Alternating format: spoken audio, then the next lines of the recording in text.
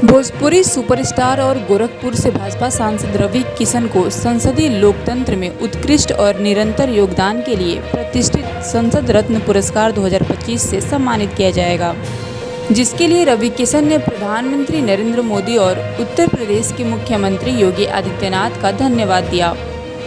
इसके अलावा उन्होंने ऑपरेशन सिंदूर पर बात करते हुए पाकिस्तान को जमकर सुनाया और खुली चेतावनी दे दी।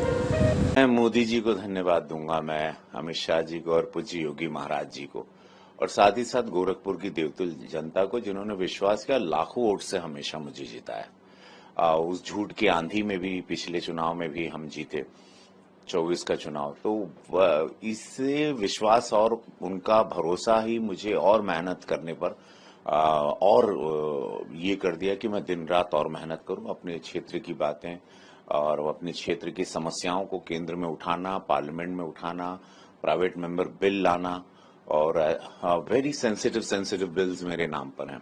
भोजपुरी को 8वीं अनुसूची में लाने की बात है, काउ शेल्टर के लिए, उनको बचाव के लिए, या संस्कृत को मान्यता प्राप्त हर जगह कंपलसरी करना, या मेंटली रिटार्टेड चिल्ड्रन को लेना। तो ऐसे मेरे पास ऐसे बिल्स हैं, इंडिया का नाम भारत करना। तो वो सारे बिल्स को देख के मुझे प्राइवेट मेंबर बिल की कैटेगरी में मुझे सांसद रत्न अवार्ड आज घोषित हुआ।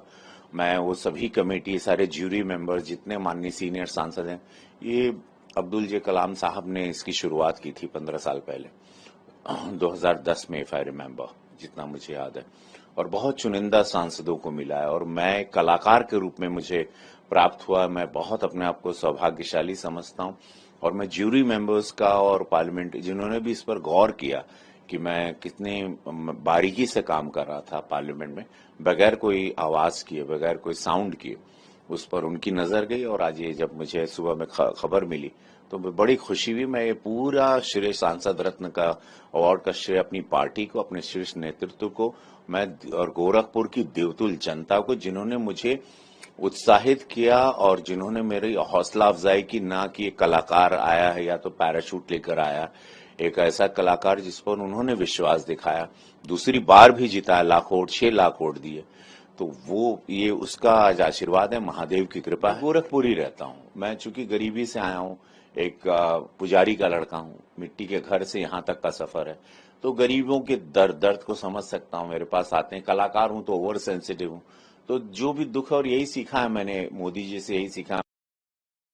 महाराज जी को भी देखा, उनकी गद्दी थी, उन्होंने हमको दी, गोरक्षनाथ बाबा की धरती है।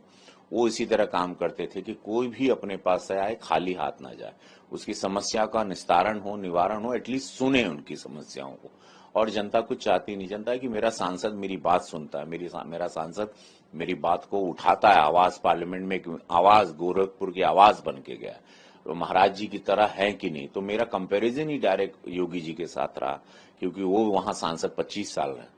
तो बड़ा टफ टास्क रहा, बहुत टफ यात्रा रही, और अभी भी तो उसमें काम भी को, सिनेमा को भी बैलेंस करना, जिससे एक अलग पहचान है, जिसकी वजह से मैं सांसद बना, तो वो भी करते हुए, अपने घर को, परिवार को देखते हुए, गोरखपुर के परिवार को देखते हुए, पूरी जनता। दायित्व जब भी मिला, मैं 100% में कभी बिलीव नहीं किया हूं।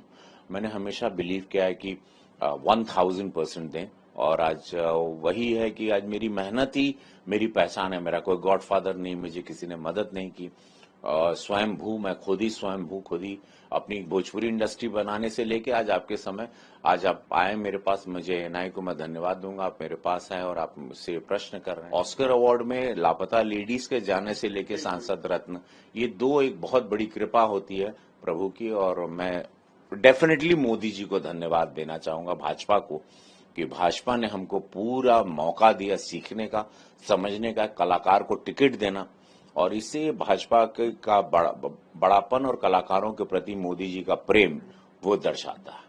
रवि जी, आप देख रहे हो हमारे देश में ऑपरेशन सिंदूर चल रहा है, हमारी सेना अपने मोर्चे पे डटी हुई है, विपक्ष बहाने ढूंढ के कोई ना कोई बात ऐसी हमला करने की कोशिश करता है, कैसे देखते हैं आप? देखिए, विपक्ष को इस वक्त अगर वो कुछ भी कहता है, राहुल जी कहते हैं, वो गलत बात है।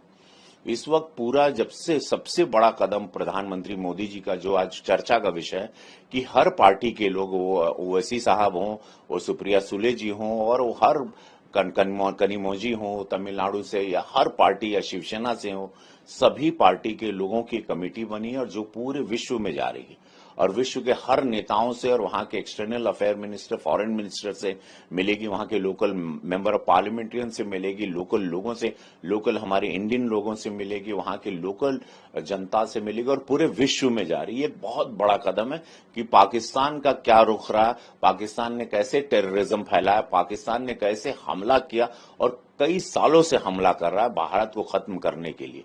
तो ये भारत के अंदर शांति को खत्म करने, लेकिन इस सेम टाइम पे मैं बहुत खुश हूं कि इस बार पूरा भारत एक हुआ, वो हिंदू क्या वो मुसलमान का, कुछ ट्रोलर्स को छोड़ दीजिए, लेकिन पूरा एक समूह, हर बिरादरी, हर जात, हर धर्म एक साथ खड़ा हो गया पाकिस्तान के खिलाफ।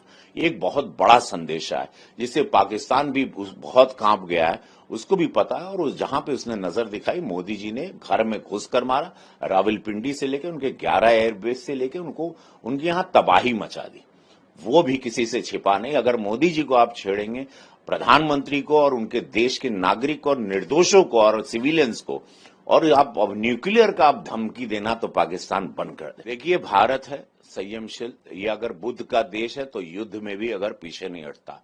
अगर दुशासन ने इस भारत माँ के आंचल पर हाथ डाला तो उसके हाथ काट दिए जाएंगे, ये जान लीजिए।